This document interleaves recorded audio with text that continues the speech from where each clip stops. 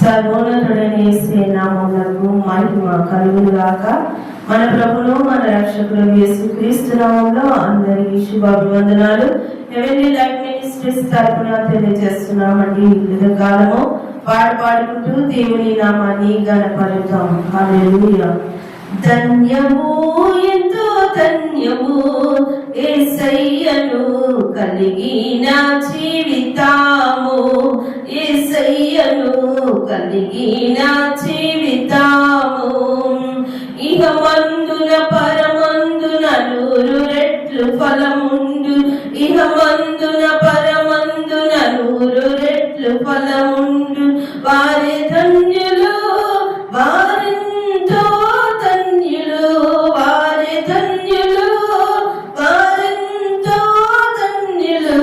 ధన్యము ఎంతో ధన్యము యేసయ్యను కలిగిన జీవితాము, యేసయ్యను కలిగిన జీవితాము. ఆత్మలో నిత్యము ఎదుగుచున్న వారును, ఆత్మలో నిత్యము ఎదుగుచున్న వారును, అపవాది తంత్రములు గుర్తించువారును, అపవాది తంత్రములు గుర్తించువారును. వారే ధన్యులు, వారెంతో ధన్యులు, వారే ధన్యులు, వారెంతో ధన్యులు. ధన్యము ఎంతో ధన్యము యేసయ్యను కలిగిన జీవితాము, యేసయ్యను కలిగిన జీవితాము. శ్రమలయందు నిలచి పాడుచున్న వారును, శ్రమలయందు నిలచి పాడుచున్న వారును.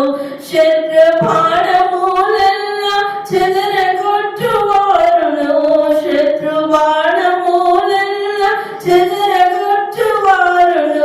వారి ధన్యులు, వారెంతో ధన్యులు, వారి ధన్యులు, వారెంతో ధన్యులు. ధన్యము ఎంతో ధన్యము యేసయ్యను కలిగిన జీవితాము, యేసయ్యను కలిగిన జీవితాము. హల్లెలూయా. ఉదయకాల సమయం మన కొరకు ఏర్పాటు చేయబడిన వాగ్దానాన్ని విన్నామండి. హల్లెలూయా.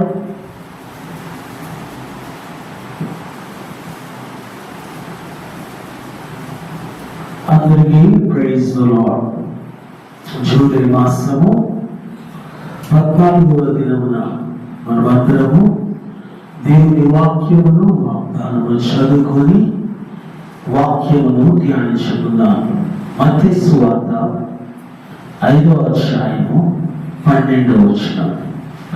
సంతోషించి ఆనందించుడి, పరలోకమందు మీ ఫలము అధికమగును. ఆమేన్. ఈ మాట ఇంకా ముందు భాగం కూడా చదివామనుకోండి, అంటే 11వ వచనము చదివిన తర్వాత 12వ వచనము మనం చదవాలి. మనకి ఏమైనా వాగ్దానమేమో సంతోషించి ఆనందించుడి, పరలోకమందు మీ ఫలము అధికమగును. ఈ మాట చదవగానే అబ్బా మనందరూ పరలోకంలో మన కొరకు ఒక ఫలం సిద్ధపరిచాడు దేవుడు, ఒక బహుమానం సిద్ధపరిచాడు దేవుడు. మన కొరకు దేవుడు ఒక గొప్ప ధన్యకరమైన జీవితాన్ని సిద్ధపరిచాడు దేవుడు అని మనం చాలా సంతోషిస్తాం. కానీ దాని ముందు వచనంలో ప్రభు ఈ విధంగా అంటున్నాడు. 11వ వచనం. నా నిమిత్తము జనులు మిమ్మల్ని నిందించి హింసించి మీ మీద అబద్ధముగా చెడ్డ మాటలల్లా పలుకున్నప్పుడు మీరు ధన్యులు. అప్పుడు సంతోషించండి, అప్పుడు ఆనందించండి, అప్పుడు పరలోకంలో మీ ఫలం అధికమగును. ఈలాగున చెప్పండి, ఏమంటాడు? ఈలాగున వారు మీకు పూర్వముందుండిన ప్రవక్తలను హింసించిరి. ఆమె ఇది పూర్తి వాక్యం. కేవలం మనం ఎక్కడ వరకు చదువుతాము? సంతోషించండి, ఆనందించండి, ఈ తర్వాత ఏమంటాం? పరలోకమందు మన ఫలము అధికమవుతుంది, అంతవరకు అనుకుంటాం. కానీ పూర్తిగా చదవము, పూర్తిగా ధ్యానించము.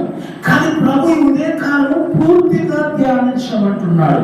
దానిలోనూ గూఢార్థమును, అందులో ఉన్న సత్యమును గ్రహించడానికి ప్రయత్నం చేద్దాం.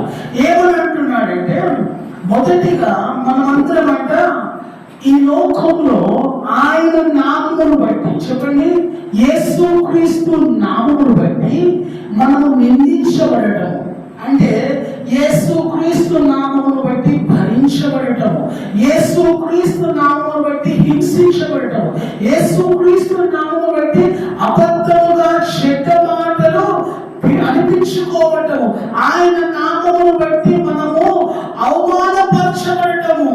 హల్లెలూయా. దీనిని బట్టి మనం ఏం చేయాలంట? సంతోషించాలి. హల్లెలూయా. ఈ లోకంలో మనకేదైనా గృహము కొనుక్కుంటే సంతోషిస్తాం కదా. ఎంతమంది సంతోషించారు చెప్పండి? గృహం కొనుక్కున్నప్పుడు ఒక 50 లక్షలు, 90 లక్షలు, లేకపోతే ఇంకా అంతకన్నా ఎక్కువగా ఎవరన్నా డబ్బులు వెచ్చించి గృహాలు కొనుక్కున్నారు అనుకోండి, అబ్బా నేను ఎంత పెద్ద గృహాన్ని కొనుక్కున్నాను, నా బంధుమిత్రుల్లో, నా స్నేహితుల్లో ఎవరు ఇలాంటి గృహం కొనుక్కోలేదని సంతోషిస్తారు. స్త్రీలైతే బంగారం కొనుక్కున్నప్పుడు, చీరలు కొనుక్కున్నప్పుడు సంతోషిస్తారు. పురుషులైతే కార్లు, కదా, కార్లు అంటే బాగా ఇష్టం పురుషులకి. లేకపోతే రకరకాల యాక్సెసరీస్, వాచెస్ కావచ్చు, గోల్డ్ చైన్స్ కావచ్చు, ఇలాంటి కొనుక్కున్నప్పుడు సంతోషిస్తారు. కానీ ఒక క్రైస్తవుడు, ఒక విశ్వాసి, ఒక సేవకుడు, దేవుని చేత పిలువబడిన వాడు ఆయన నామమును బట్టి హింసించబడితే, ఆ హింసను బట్టి, లేకపోతే యేసుక్రీస్తు నామమును బట్టి నిందించబడితే, ఆ నిందను బట్టి సంతోషించేవాడు ఎంతమంది ఉన్నారు? ఎంతమంది ఆనందిస్తూ ఉన్నారు? మనం ఎంతమంది ఆనందిస్తున్నాం? క్రీస్తు మాటను బట్టి, క్రీస్తు వాక్యమును బట్టి సంతోషించే వారు ఉన్నాం. కానీ క్రీస్తు నామమును బట్టి హింసించబడడానికి ఇష్టపడట్లేదు. మాకెందుకండి హింసలు? మాకెందుకండి నిందలు? మాకెందుకండి అవమానాలు? మేము మందిరానికి వస్తాం, 4 పాటలు పాడతాం, 4 వాక్యాలు వింటాం, మా పుణ్యదానంలో కానుకలు, దశమభాగాలు ఇస్తాం, మేము సంతోషంగా ఉంటాం. కానీ క్రీస్తు నామమును బట్టి మాత్రం మేము దూషించబడము, క్రీస్తు నామమును బట్టి అవమానపరచబడం అనే క్రైస్తవులు లక్షల్లో, కోట్లలో ఉన్నారు. అర్థమవుతుందా? ఇంకొక మాట మీకు చదివిపిస్తాను. ఇక్కడ ఏమంటున్నాడంటే, పరలోకమందు నీ ఫలము అధికమగును. హల్లెలూయా. ఈ లోకంలో నువ్వు కొన్న వస్తువులు బట్టి సంతోషిస్తే పరలోకంలో ఫలము రాదు, పరలోకంలో నీకు బహుమానం రాదు, పరలోకంలో నీకు బహుమానము కానీ పరలోకంలో నీకు ఫలము అధికము కావాలి అనుకుంటే, అధికం అంటే ఏంటి? ఇంక్రీస్ అవ్వాలి. ఈ లోకంలో మనందరం ఏమనుకుంటాము? గ్రోత్ కావాలి, ఇంక్రీస్ కావాలి అనుకుంటాం. మనం ఇంకా ఎక్స్పాండ్ కావాలి అనుకుంటాం. ఇంకా మనము ఏం చేయబడాలి? ఫుల్నెస్ ఆఫ్ అబెండెన్స్ చూడాలి అనుకుంటాం. కానీ పరలోకంలో నీవు నేను ఆ fullness of abundance, fullness of blessings, ఆ fullness of growth, fullness of increase మన జీవితంలో మనం పొందుకుంటున్నామా? లేదు. కొంతమందికి అనుమానం ఉండొచ్చు. ఏమని చెప్పండి? నిజంగా పరలోకంలో మనకి అధికమైన ఫలం ఉంటుందా అని. పేతురు కూడా వచ్చింది ఈ అనుమానం. చెప్పండి, పేతురు కూడా వచ్చింది ఈ ఆలోచన. పేతురు అడుగుతున్నారు యేసుక్రీస్తు ప్రభుని. మార్కు సువార్త 10వ అధ్యాయంలో 25వ వచనంలో చూస్తే పేతురు ప్రభువుకు అడుగుతున్న ప్రశ్న ఇది.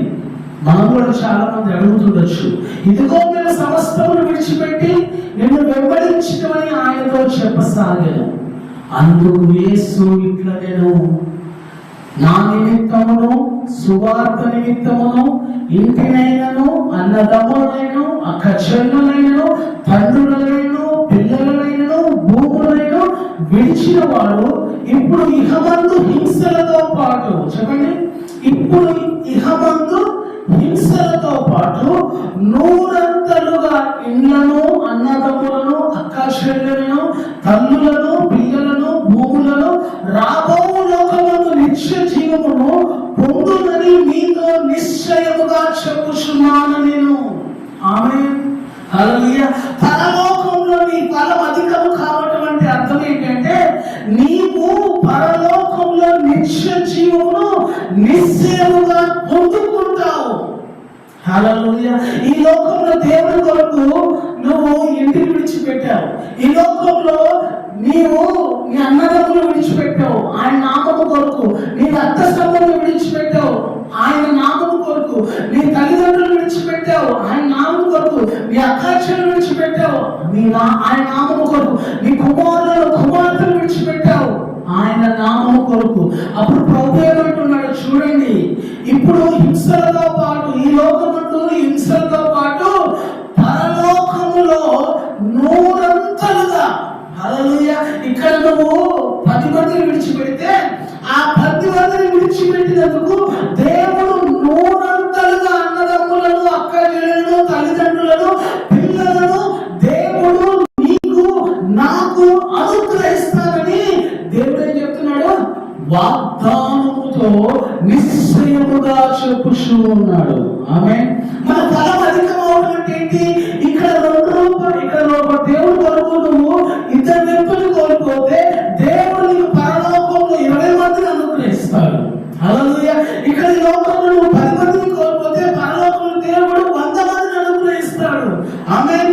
కాబట్టి ఈ లోకంలో కోల్పోయిన వాటిని, ఈ లోకంలో విడిచిపెట్టిన వాటిని, ఈ లోకంలో పొందుకున్న శ్రమను బట్టి బాధపడకుండా సంతోషించి ఆనందిస్తే పరలోకంలో మీ ఫలము అధికమవుతూ ఉంటుంది. ఆమేన్. ఆ అధికమైన ఫలము 100 ఉండబోతుంది. హల్లెలూయా. అది దేవుడు ఇస్తే ఎలా ఇస్తాడంటే, తిరిగి ఇచ్చేటప్పుడు దేవుడి విధానం, మనం దేవుడి కొరకు ఒకటి ఇస్తే దేవుడు తిరిగి మనకు 100 ఇస్తాడు. దేవుడి కొరకు నువ్వు 10 రూపాయలు 10 ఇస్తే దేవుడు దాన్ని 1000 తిరిగి ఇస్తాడు. హల్లెలూయా. అది సమయం కావచ్చు, ధనము కావచ్చు, నీ జీవితము కావచ్చు, ఏదైనా కానీ నువ్వు దేవుడి కొరకు ఇచ్చావనుకోండి, దేవుడు తిరిగి దాన్ని 100 తిరిగి నీకు అనుగ్రహిస్తాడు. ఆమేన్. ఈ లోకంలో ఆయన నామం కొరకు నీవు నేను పడుతున్న హింసలు శ్రమలు కొద్ది కాలమే, చెప్పండి, కొంతకాలమే. కానీ ఆయనతో ఉండే ఆ నిత్య జీవము శాశ్వతమైనది. ఆయనతో ఉండే ఆ సమయము శాశ్వతమైనది. ఆమేన్. కాబట్టి ఈ లోకంలో ఉన్న వాటిని బట్టి బాధపడకుండా, ఈ లోకం పడుతున్న హింసలను బట్టి, నిందలను బట్టి, అవమానాలను బట్టి, దూషణను బట్టి, అపనిందలను బట్టి, లేకపోతే భయంకరమైన శ్రమలను బట్టి ఏమాత్రం కృంగిపోకుండా దేవుడు నా కొరకు గొప్ప ఫలమును పరలోకంలో సిద్ధపరచాడని, నా కొరకు నీతి కిరీటం దాచబడింది, నా కొరకు జీవ కిరీటం దాచబడింది, నా కొరకు బలమైన ఆశీర్వాదం దాచిపెట్టబడిన సంతోషంతో ఏం చేయాలి? సంతోషంతో దేవుని సన్నిధిలో ఎదురు చూస్తూ ఉండాలి. దేవుడు ఈ మాటలు దీవించునుగాక. ఆమేన్. ప్రార్థన చేద్దాం. ఈ ఉదయకాలము దేవుడు మాట్లాడిన మాటను బట్టి దేవుడు స్తుతిస్తూ ప్రార్థన చేద్దాం. పరిశుద్ధుడా మా ప్రియ పరలోకపు తండ్రి, ఈ ఉదయకాలము నువ్వు మాతో మాట్లాడిన శ్రేష్టమైన భాగము బట్టి నీకు వందనాలు. అవును ప్రభువా, నా నిమిత్తం మీరు హింసించబడతారు, నా నామం నిమిత్తం మీరు అవమానపరచబడతారు, నా నామం నిమిత్తం మీరు నిందలు భరిస్తారు, నా నామం నిమిత్తం మీరు దూషించబడతారు, నా నామం నిమిత్తం మీరు అబద్ధమైన మాటలు పొందుకుంటారు. వాటిని బట్టి మీరందరూ సంతోషించండి, ఆనందించండి. జీవించండి, అప్పుడు పరలోకంలో మీకు మీ ఫలము అధికమవుతుందని గొప్ప వాగ్దానము, నిశ్చయం కలిగిన మాటలు మాకు అనుగ్రహించారు. ఆ మాటను బట్టి ఈ లోకంలో మేమందరూ జీవించడానికి సహాయం చేయండి. అవును ప్రభా, ఈ శ్రమలు, ఈ హింసలు, ఈ బాధలు, ఈ కష్టాలు, ఈ కన్నీరు కొద్ది కాలమే, కొంతకాలమే అని గ్రహించిన వారమే మా కొరకు శాశ్వతమైన ప్రభా శాంతి, సమాధానము పరలోకంలో ప్రభా తండ్రి నీకు వందనాలు ప్రభా దాచిపెట్టబడిందని, సిద్ధపరచబడిందని నమ్మిన వారమై వాటి కొరకు మేము పరిగెడుతూ, వాటి కొరకు మేము ప్రయాసపడడానికి మాకు సహాయం చేయమని నేను ప్రార్థన చేస్తున్నాం. ఈ లోకంలో ఉన్నవన్నీ అనిశ్చయమైనవి, పరలోకంలోనే నిశ్చయమైనవని నమ్మిన మేమందరము ప్రభా ఆ నిశ్చయమైన వాటి కొరకు ప్రాకులాడటానికి, ఆ నిశ్చయమైన వాటి కొరకు మేము పరిగెట్టడానికి మాకు సహాయం చేయండి. ఈ లోకంలో పొందుకున్న వాటిని బట్టి సంతోషించక తండ్రి నీకు వందనాలు, రాబోతున్న కాలంలో పరలోకంలో పొందుకున్న వాటిని బట్టి మేము సంతోషించడానికి మా జీవితాన్ని సిద్ధపరచండి.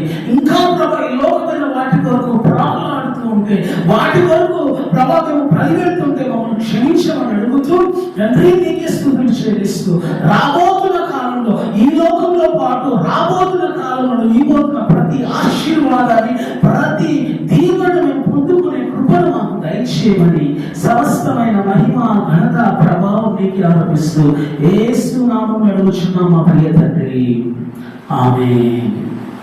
హల్లెలూయా. అందరికీ praise lord. Pastor Salman YouTube channel ప్రతి ఒక్కరు లైక్ చేయండి, షేర్ చేయండి, ప్రతి ఒక్కరూ సబ్స్క్రైబ్ చేసుకోవాల్సిందిగా కోరుతూ ఈ మాటలు ముగిస్తూ ఉన్నాను.